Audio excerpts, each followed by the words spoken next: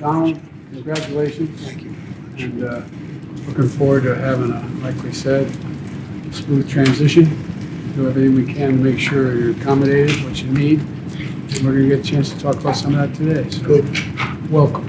Thank you back. very much. And thank you very much. And politics is tough, and it's in many cases not a very nice world, but it is a nice world today, and I appreciate it very much. And a transition that's so smooth, it'll be as smooth as it can get, and I very much appreciate that, Jim. You're welcome. We begin today with that historic moment at the White House this morning. President Biden making good on his promise of a peaceful transfer of power, welcoming President-elect Trump. Jessica Moore joins us now with the latest on that and how the Trump cabinet is shaping up. Well, Cindy, lots happening today. Today's meeting is happening 4 years after then-President Trump declined to extend the same invitation to incoming President Biden. Trump saying this morning politics is tough, but the transition will be smooth. Congratulations. Thank you. Cameras captured the moment President Biden welcomed President-elect Trump back to the Oval Office as the two men shared a rare moment of unity. Looking forward to having like we said, smooth transition. Do everything we can to make sure you're accommodated, what you need. And we're going to get a chance to talk about some of that today. So Good. welcome. Thank you back. very much. And thank you very much. And politics is tough, and it's in many cases not a very nice world, but it is a nice world today, and I appreciate it very much. Following a disappointing loss for the Democratic Party, President Biden has been intentional in his efforts to endorse the sanctity of the election and acknowledge Trump's victory, capped off by keeping the time-honored tradition of hosting the president-elect in the Oval Office. Earlier this morning, Trump met with House Republicans ahead of a Senate vote to replace Majority Leader Mitch McConnell. I just want to thank everybody. You've been incredible. We worked with a lot of you to get you in, and you helped me, and you helped me too. Trump continues to fill positions for his incoming administration, announcing Mike Huckabee as U.S. ambassador to Israel and Fox News anchor and Army veteran Pete Hegseth as Secretary of Defense. Pete Hegseth obviously has a decorated military career. And I think he will be a strong choice. He does not seem to have much of a detailed background in DoD policy. The lack of experience is concerning. The new Republican Senate will have to confirm all Trump cabinet-level picks in the coming weeks. It is worth noting Melania Trump declined an invitation from First Lady Jill Biden for the traditional tea that usually happens while the president and president-elect are meeting. Melania Trump's camp said she has a scheduling conflict related to her new memoir and would not accompany her husband to the White House. How unusual is it for, upcoming First Lady to decline? Very unusual, to put it mildly. It's unconventional, I would say, excuse me, not unexpected, though. Melania Trump has been really clear she doesn't even know how much of a full-time First Lady she plans to be during the second term. So I wouldn't say people were shocked, but it was sort of breaking with that decorum and tradition.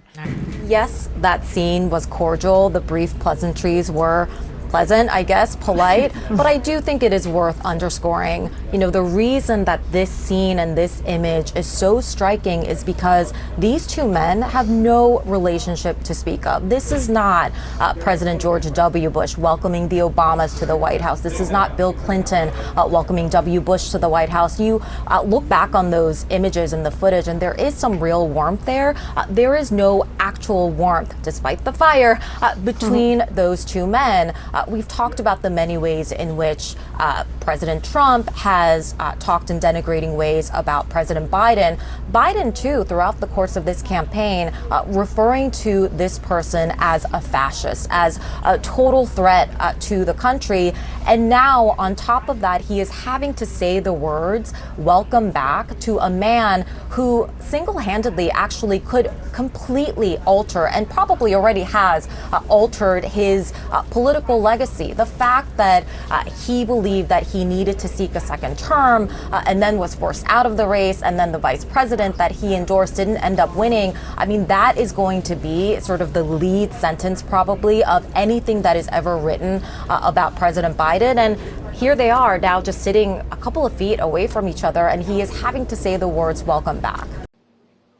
President-elect Donald Trump visited the White House today for the first time since leaving office. During a sit-down with President Joe Biden, Biden emphasized that there will be a smooth transition of power. Meetings like this between the president and the president-elect are a long-time tradition, one that Trump skipped in 2020 when Biden won. President Joe Biden and President-elect Donald Trump meeting in the Oval Office Wednesday. Looking forward to having a, like we said, smooth transition. It's their first sit-down since Trump secured a second term. Politics is tough, and it's in many cases not a very nice world, but it is a nice world today, and I appreciate very much a transition that's so smooth. It'll be as smooth as it can get. It's a tradition for the outgoing president to host the incoming commander-in-chief after the election. But Trump did not host Biden in 2020, as he fought the election results based on falsehoods about voter fraud. He also chose to skip Biden's inauguration. Following a disappointing loss for the Democratic Party, Biden has been intentional in his efforts to endorse the sanctity of the election and acknowledge Trump's victory. Campaigns are contests of competing visions. The country chooses one or the other. We accept the choice the country made. This meeting comes as Biden works to secure his legacy and Trump prepares to take office, tapping loyalists for key positions that offer a glimpse into how certain policies may be implemented. According to people familiar with Trump's plans, South Dakota Governor Kristi Noem will be asked to lead the Department of Homeland Security, and sources say Florida Senator Marco Rubio is his top choice for Secretary of State. Melania Trump was also invited to visit the White House today, but did not attend. According to a White House official, First Lady Jill Biden gave a handwritten letter to the president-elect for the incoming First Lady, in which she expressed her congratulations and her team's readiness to help with the transition. Reporting at the White House, I'm Julia Benbrook.